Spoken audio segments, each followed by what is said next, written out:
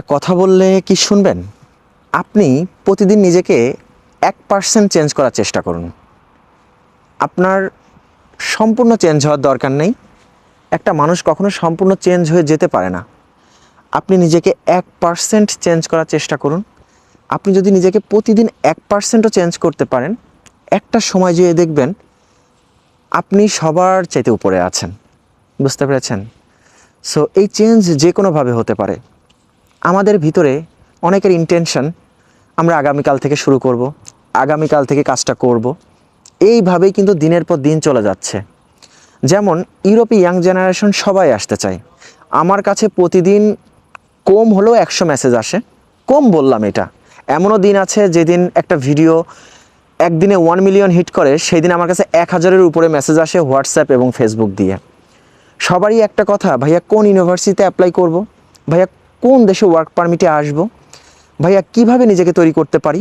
যখনই আমি বলি আপনার আইএলটিএসের স্কোর কত, যখনই আমি বলি যে আপনি যে ওয়ার্ক পারমিটে আসবেন আপনার কী স্কিল আছে, তখন আর কোনো কথার অ্যান্সার সে দিতে পারে না। তার অর্থ কি? যে সে জানেও না তার আসলে কোন বিষয়ের উপরে তার স্কিল আছে। একটা স্টুডেন্টের সবথেকে বেশি স্কিল থাকার বিষয় যেটা, সেটা হচ্ছে তার পড়ালেখার তীক্ষ্ণতা, সে কতটুকু ইচ্ছা শক্তি।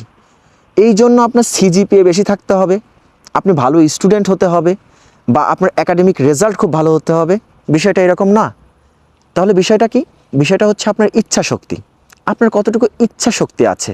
যেমন একটি খারাপ স্টুডেন্ট, সে নিজের চেষ্টায় আইএলটিএস করে 7 পাইছে, কোনো জায়গা থেকে কোচিং করেনি, কিচ্ছু না, শুধু ইউটিউব এবং বিভিন্ন সোশ্যাল মিডিয়া প্ল্যাটফর্মকে ব্যবহার করে সে 7 পাইছে।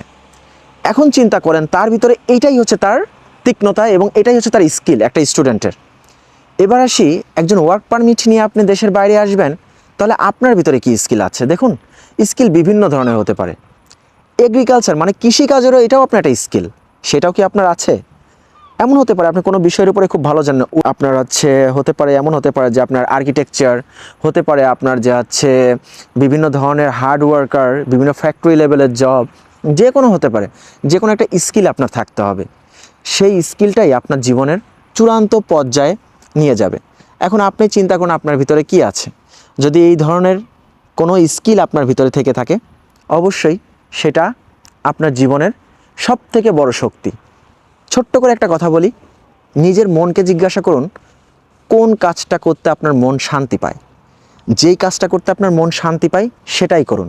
আপনার মন যদি বাংলাদেশে কোনো একটা রাস্তার পাশে ছোট্ট একটা ভ্যানের উপরে দোকান দিয়ে যদি ফুচকা বিক্রি করতে ভালোবাসে, আপনি সেটাই করুন। ওইখান থেকেই আপনি একদিন মিলেনিয়ার হবেন। টু বি অনেস্টলি, আপনার মন যদি চায় আপনি ইউরোপে আসবেন, সেটাই করুন।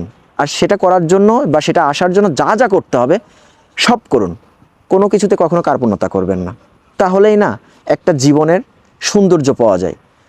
যে কোনো একটা কিছু আপনাকে করতেই হবে। কোনো কিছু না করে আপনি সুন্দর কোনো কিছু কখনো আশা করতে পারবেন না। যদি আমি আপনাদেরকে বোঝাতে পারি, একটুও যদি বোঝাতে পারি, তাহলে আমার এই ভিডিওর এই টাইম ইনভেস্ট করাটা সার্থক হবে। সবাই ভালো থাকবেন, সুস্থ থাকবেন। দেখা হচ্ছে নতুন কোনো ভিডিওতে। সেই পর্যন্ত আল্লাহ হাফেজ।